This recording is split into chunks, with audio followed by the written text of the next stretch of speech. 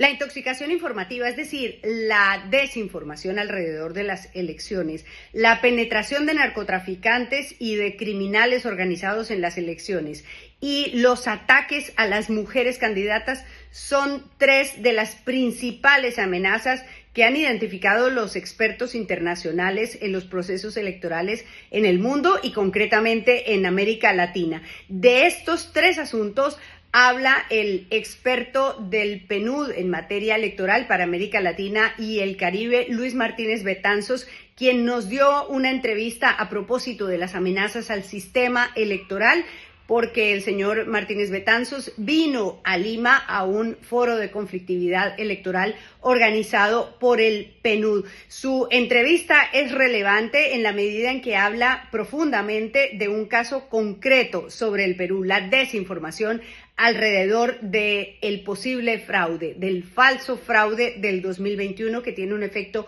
directo en la imagen de los órganos electorales, en la credibilidad de quienes organizan las elecciones, y el ejemplo del Perú es casi un objeto de estudio para los expertos en materia electoral en América Latina. Esta es la entrevista con el señor Martínez Betanzos. Muchas gracias por tenerme. ¿Cuáles son los elementos comunes con las diferencias de los países en la conflictividad electoral?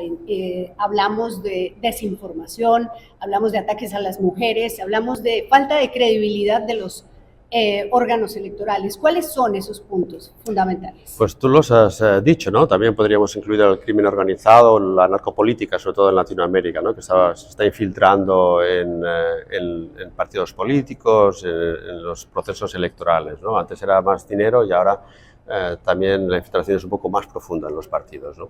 Pero sí, el tema uno de los más graves es el de la polución informativa. Y la polución informativa, bueno, siempre ha existido, pero en este momento con la era digital obviamente está exacerbada.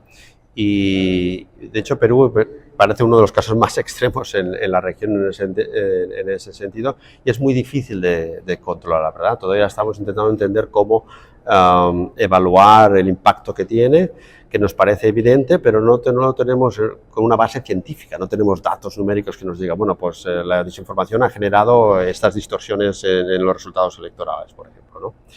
O sea, hay mucho que estudiar ahí, pero parece evidente, ¿verdad?, que la polución informativa es rampante por la región. El tema de la violencia de género contra las mujeres, el discurso del odio, parece también más profundo en Latinoamérica que en otras regiones del mundo.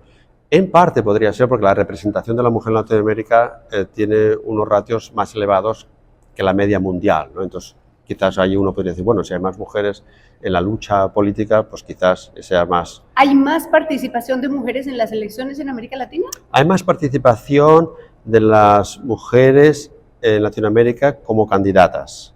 No es la región número uno, pero siempre está ahí, la 1 o la 2, ¿no? Aquí existe desde hace 30 años una legislación muy potente para promover la participación efectiva de la mujer como candidatas y promover su elección, ¿no? Y además ahora la región vuelve a ser pionera en este sentido porque tiene 8 países ya con leyes de paridad que intentan garantizar el 50-50. Indudablemente con esa masa, ¿verdad?, de candidatas, alguien podría entender, bueno, pues es normal que haya más violencia, pero en realidad la violencia que está generándose en la región contra las mujeres parece dramática, ¿no? Y creo que, por ejemplo, el caso que sí que es un caso extremo, ¿verdad?, el de México, donde decenas de mujeres fueron asesinadas por el mero hecho de ser mujeres y candidatas, ¿no? Entonces, es un caso extremo, pero sí que vemos otra vez en la región una exacerbación de esa problemática de ataques a la mujer por una cuestión de género. ¿Cuál es el impacto de las campañas de desinformación en la credibilidad de los órganos electorales? ¿Hay una relación directa entre candidatos que pierden las elecciones y dicen, me robaron las elecciones, y el hecho de que la gente empiece a desconfiar de los órganos electorales? Sí, sí que lo hay, ¿no? O sea, que los perdedores en las elecciones no estén contentos con el árbitro, pues parece lógico, ¿verdad? Pero sí que había un respeto institucional superior en el pasado. Las redes sociales sí que han ayudado a hacer ese efecto repetitivo del efecto fraude, ¿no? Y en las redes sociales ese fraude preventivo, incluso hablar de fraude antes de las elecciones, parece que es un nuevo trending topic en la región, ¿no? Aquel que sabe que va a perder, porque tiene encuestas, ¿verdad? Ya habla de fraude incluso antes de las elecciones. Los órganos electorales en Latinoamérica son los mismos que hace 10 años, donde no se hablaba tanto de fraude, donde no se les acusaba de ser partidistas. Los marcos legales son los mismos, incluso mejorados. La profesionalización de los órganos electorales en la región latinoamericana es de los mejores del mundo. De hecho, Latinoamérica se ha usado en muchísimas ocasiones como ejemplo a la hora de crear nuevas instituciones democráticas, órganos electorales en muchas regiones del mundo y también su marco legal. Y eso no ha cambiado. Es curioso que esos buenos marcos legales, esas buenas organizaciones electorales y profesionales estén cuestionadas en este momento. En ese sentido no ha cambiado. Los marcos siguen siendo potentes y las personas muy profesionalizadas. Pero sí, ese discurso de fraude y esa desinformación que corre por las redes multiplica el efecto del mensaje y hay gente que se lo cree. O sea, cuando te llegan mensajes de WhatsApp de varios amigos, uno tiene la tendencia de creerse el amigo.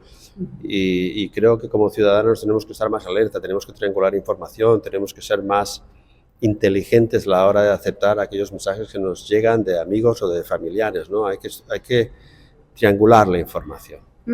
En el caso de Perú, en el 2019 la confianza en las elecciones era del 33% y después del 2021 y de esta campaña tan fuerte en el 2022, la nueva medición habla de un 22%, es decir, se perdió una tercera parte de la confianza. ¿Se puede seguir cayendo? ¿Cuál es el camino? ¿Qué es lo que hay que hacer para que los ciudadanos confíen en sus órganos electorales? Bueno, la desinformación hay que combatirla con la información. Un mensaje sencillo, pero es así, ¿no? Ya bueno, aquí en este foro estamos discutiendo sobre la defensa de la democracia. No se hace por instituciones de forma individual y separada. No funciona.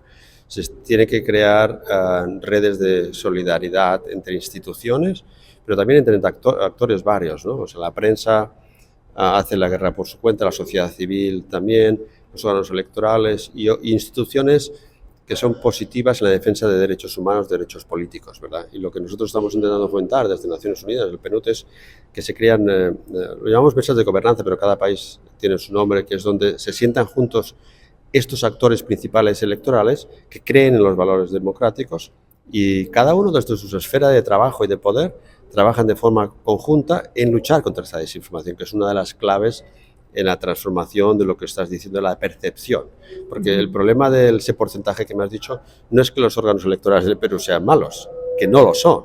O sea, vuelvo a repetir que los órganos electorales, aunque les sorprenda quizás a la audiencia, porque obviamente la encuesta que me has dicho es muy negativa, los órganos electorales del Perú son reconocidos por expertos internacionales, incluido mi persona, como órganos eficientes, profesionalizados. Hoy estábamos escuchando al embajador de la Unión Europea que defiende valores democráticos profundos, que han mandado 5 misiones de observación en los últimos 20 años y sin ninguna duda siempre nos han dicho el mismo mensaje, que los órganos electorales del Perú son independientes y son profesionales. Entonces, la verdad es que da mucha pena escuchar que la ciudadanía se deje llevar por estas medio verdades o la mentira profunda que corre por las redes sobre la independencia de estos órganos, que yo desde mi punto de vista como experto electoral, que viajo por todo el mundo, no tengo ninguna duda, porque los he visto operar en el 21 y ahora tenemos un proyecto que trabaja con ellos,